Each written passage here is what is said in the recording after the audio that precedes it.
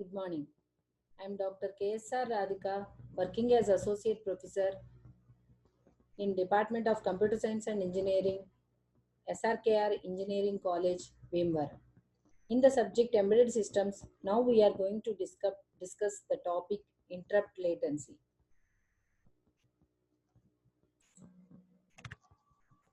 Interrupt latency.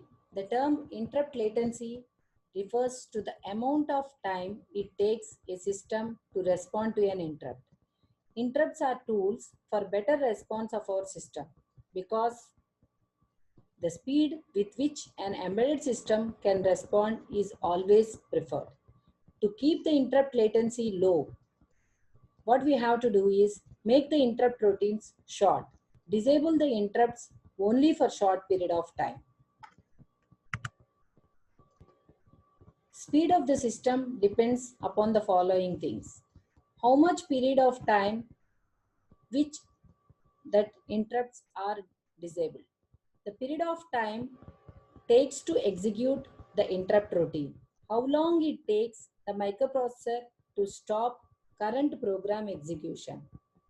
Do the necessary bookkeeping and start executing the interrupt routine.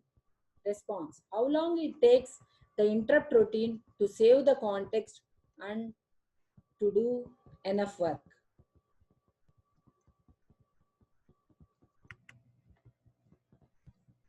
This is in worst case of interrupt latency.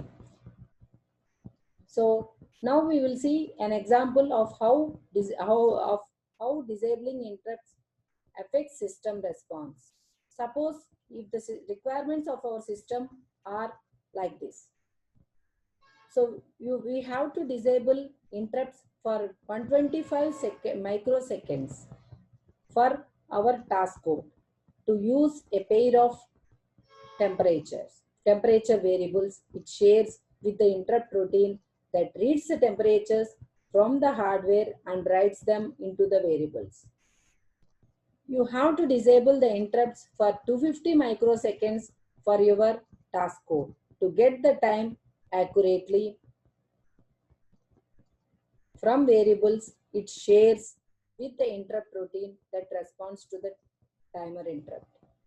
You must respond within 625 microseconds when you get a special signal from another processor in your system.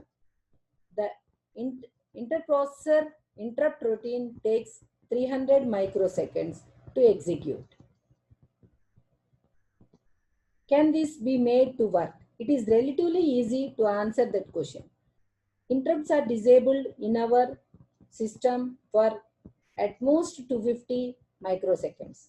The interrupt routine needs to it needs it needs 300 microseconds for a total worst case time of 550 microseconds within the 625 microseconds limit. Now that the interrupt will never be delayed for 375 microseconds.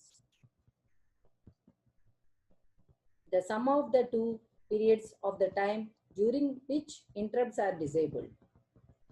If the hardware asserts the interprocessor interrupt signal while the system has disabled interrupts in order to read the time, then in at most 250 microseconds, the system will re-enable the interrupts and the microprocessor will jump to the interrupt routine. The fact that the system might at some other time disable the interrupts for the period of time is irrelevant. The interrupt routine will be executed as soon as the system re-enables the interrupts. There is no way, at least on the most microprocessors, to enable and then disable the interrupts so fast that the microprocessor will not service the pending interrupts.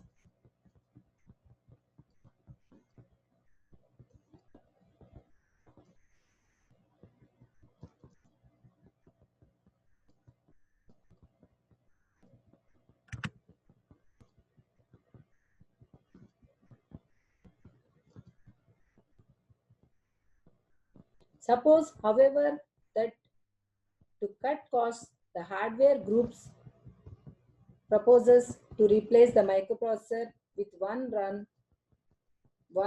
that runs only half as fast.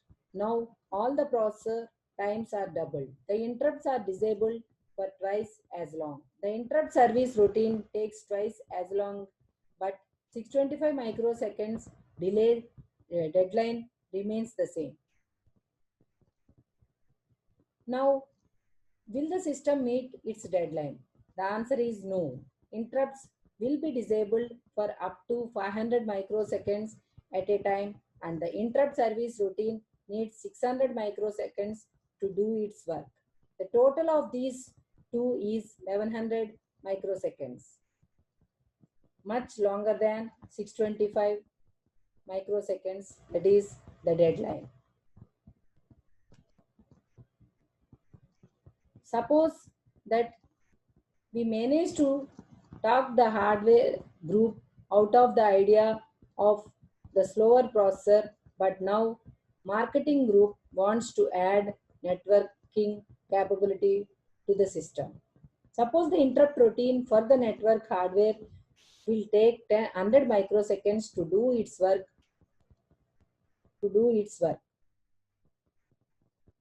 Will the system respond to the microprocessor interrupt quickly enough? It depends.